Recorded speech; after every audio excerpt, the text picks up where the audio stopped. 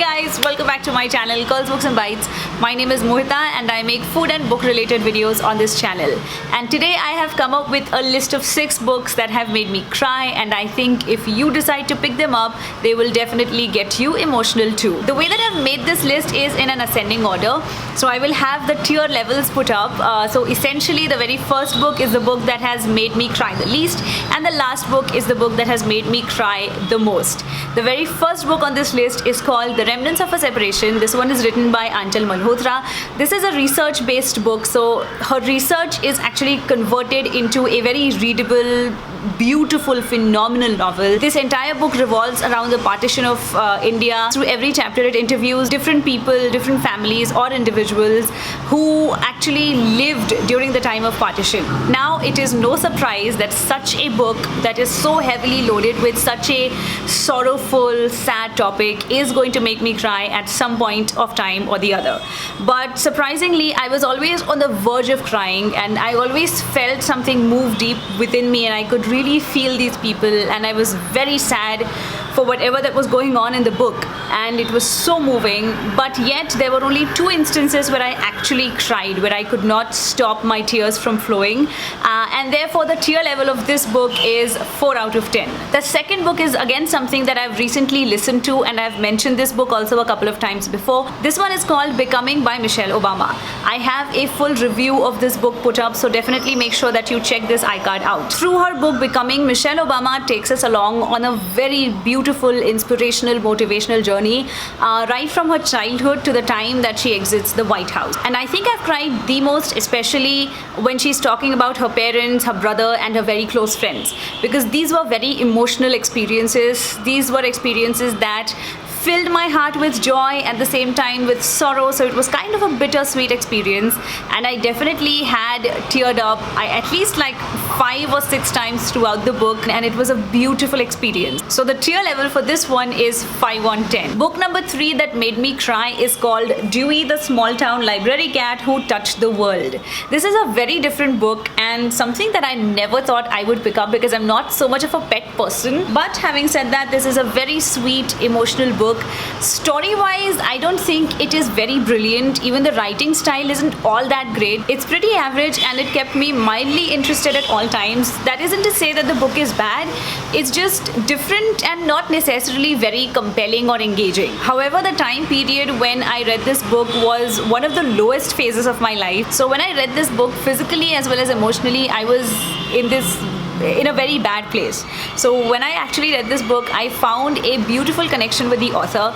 The author suffers from some really bad chronic illnesses, and she talks about the experiences of living with pain 24/7, and that is something that I really connected well with. And the author of this book, I think she is the head of this library. It is her story about how Dewey was important in many unsaid ways to her in her personal life as well as in her professional life, how Dewey affected the lives of the members of the library as well as the staff that worked in there. So the tier level for this one is 6 on 10. The 4th book on this list is called The Good Daughter. This is a very recent book that I read. This belongs to the crime genre. It's a very serious book, and from here on the list also I think gets a lot more serious and grave. The author of this book, Karen Slaughter, has done such a beautiful job. I cannot even begin to tell you.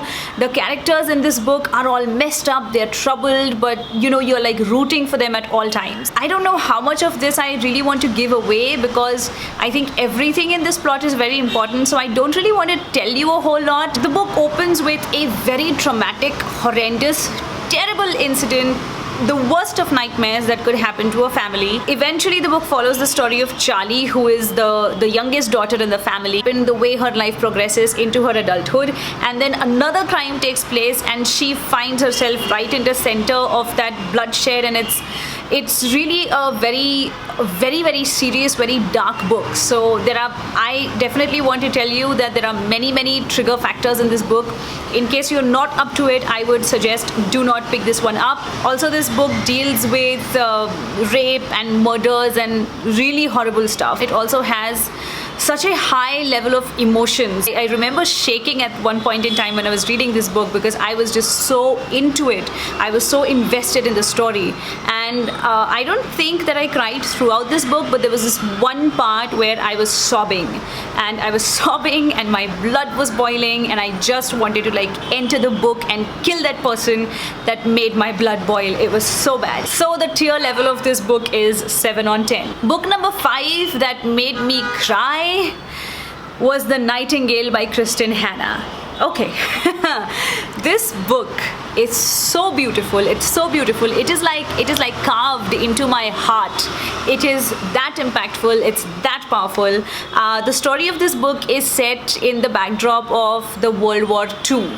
And it deals with these two sisters who are trying to fight the World War in their own way. At the same time, the bond between these two sisters is a little bit volatile, but you can really see the way they care for one another, but they can't express it. The format of this book, apart from the writing is brilliant, but I think the format of this book is what takes it to another level.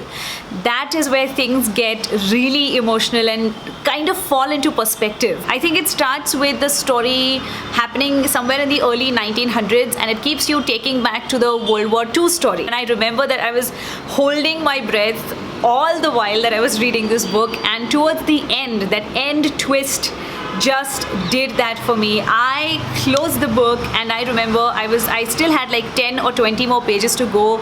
I just could not take it. I closed the book and I sobbed for 10 whole minutes. My husband was looking at me like I had just completely lost it. And I was like, I just can't take this anymore. I need to get this out of my system. And the tear level for this one is 8 on 10. Now you must be wondering that if I cried so much on my second last book, what is the last book about? Some of you might know what I'm talking about because I know the toughest of people break down when they read this book, and this one is called The Kite Runner by Khalid Hosseini. The reason why this one has made number 1 on this list is also because this is the very first book that made me cry so much, that made me feel so helpless, hopeless, guilt-ridden, and I was just in a completely different place. A lot of this book deals with guilt and remorse and penance and trying to do right by the people that you have done wrong to. It is so powerful, so impactful. I'm still getting goosebumps, man. The story is slightly hazy for me because I read this a very long time ago. In fact, I think it's time that I reread this book. I want to be flooded by those emotions once again. The book is set in Afghanistan. Amir belongs to a wealthy family in Afghanistan, and then there's this servant boy who is approximately of the same age as Amir, and he's also his companion. And the servant is so devoted, faithful, and loyal to Amir. They are almost like best friends. They're really good companions, best buddies. But because he is the servant and Amir is like the rich boy, there is always this unsaid gap. But Amir really loves his best friend dearly. And then I think some political event happens and Amir does not really help his friend out the way he should have, and he carries that guilt all along, all through his entire life. And the way he decides to rectify his mistake years and years later will just put you into tears. This book made me into a complete and utter emotional wreck. I wailed when I read this book. I'm telling you, it wasn't like a cry, it wasn't a sniff, it wasn't just tears flowing. I remember that I was trying to read this story through my tears, and I was constantly getting blinded by my tears. It was that bad. Do I even have to say this? The tear level for this one is 10 on 10. So these were the books that made me cry. I'm pretty sure that there are some other books also that made me cry, but these really stuck with me. These are the ones that I remember the most. As an honorary mention, I have to say Harry Potter, because of course I cried during Harry Potter. I cried during Harry Potter for so many different reasons. I cried when Dumbledore died. I cried when Snape died. I cried when things were really bad for Harry. And then I cried when the series was over. The reason why I don't mention a lot of HP is because firstly, it's very, very obvious for most people. Secondly, I don't think HP is just a series of books. I think Harry Potter is a way of life. Anyway, with these 6 books, I'm going to end my video here. If there are any books that made you cry, definitely let me know in the comments below. I love books that make me cry like crazy. I think those are like some of the best books ever.